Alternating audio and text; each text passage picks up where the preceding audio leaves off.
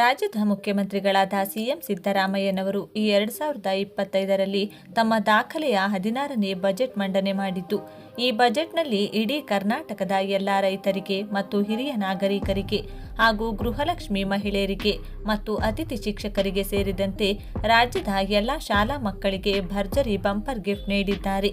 ಹಾಗೂ ಮದ್ಯಪ್ರಿಯರಿಗೆ ಸ್ವಲ್ಪ big shock ಕೂಡ ಕೊಟ್ಟಿದ್ದಾರೆ. ಬನ್ನಿ, ಇಷ್ಟಕ್ಕೂ ಈಗ ರಾಜ್ಯದ ಮುಖ್ಯಮಂತ್ರಿ ಸಿಎಂ ಸಿದ್ದರಾಮಯ್ಯನವರು ಮಂಡಿಸಿರುವ ಈ 2025ರ ಮೊದಲ ಬಜೆಟ್ ಹಾಗೂ ಸಿಎಂ ಸಿದ್ದರಾಮಯ್ಯನವರ 16ನೇ ದಾಖಲೆಯ ಬಜೆಟ್ ಮಂಡಿಸಿದ್ದು ಯಾರಿಗೆ ಏನೆಲ್ಲ ಕೊಟ್ಟಿದ್ದಾರೆ ಎನ್ನುವ ಕಂಪ್ಲೀಟ್ ಡೀಟೇಲ್ಸ್ ತಿಳಿದುಕೊಳ್ಳಲು ತಪ್ಪದೇ ವಿಡಿಯೋವನ್ನ ಕೊನೆಯವರೆಗೂ ನೋಡಿ.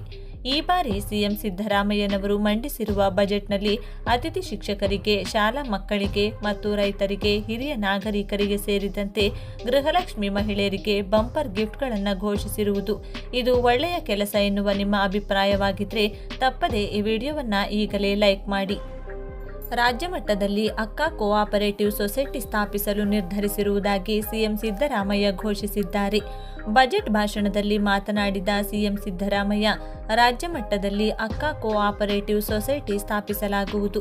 ಗೃಹಲಕ್ಷ್ಮಿ ಯೋಜನೆಯ ಫಲಾನುಭವಿಗಳನ್ನು ಈ ಸೊಸೈಟಿ ಅಡಿಗೆ ತರಲು ನಿರ್ಧರಿಸಲಾಗಿದೆ ಎಂದರು. ಮಕ್ಕಳು, ಮಹಿಳೆಯರು ಸಂವಿಧಾನ ಸಾಕ್ಷರತೆ, ಮಹಿಳೆಯರಿಗೆ ಡಿಜಿಟಲ್ ಮತ್ತು ಆರ್ಥಿಕ ಸಾಕ್ಷರತೆ, ಗ್ರಾಮೀಣ ಮಟ್ಟದಲ್ಲಿ ಮಹಿಳೆಯರಿಗಾಗಿ ವಿಶೇಷ ಕಾರ್ಯಕ್ರಮ ಜಾರಿಗೊಳಿಸಲಾಗುವುದು ಎಂದು ತಿಳಿಸಿದರು. ಗ್ಯಾರಂಟಿ ಯೋಜನೆಗಳ ಇತರ ಜನಪರ ಯೋಜನೆಗಳನ್ನು ಜಾರಿಗೆ ತರಲಾಗುವುದು.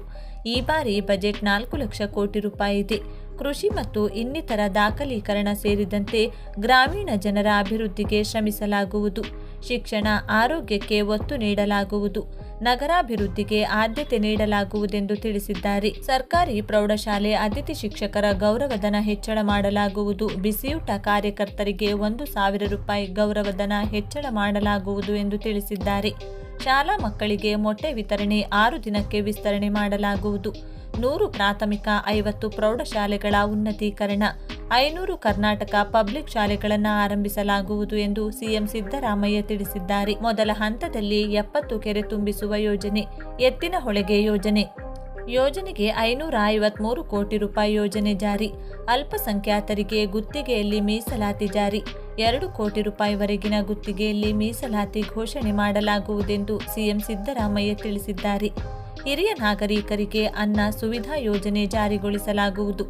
ಅನುಗ್ರಹ ಯೋಜನೆಯಡಿ ಜಾನುವಾರುಗಳ ಆಕಸ್ಮಿಕ ಸಾವಿಗೆ ನೀಡುವ ಪರಿಹಾರ ಮೊತ್ತವನ್ನು 15,000 ರೂಪಾಯಿಗೆ ಹೆಚ್ಚಳ ಮಾಡಲಾಗುವುದೆಂದು ಹೇಳಿದ್ದಾರೆ.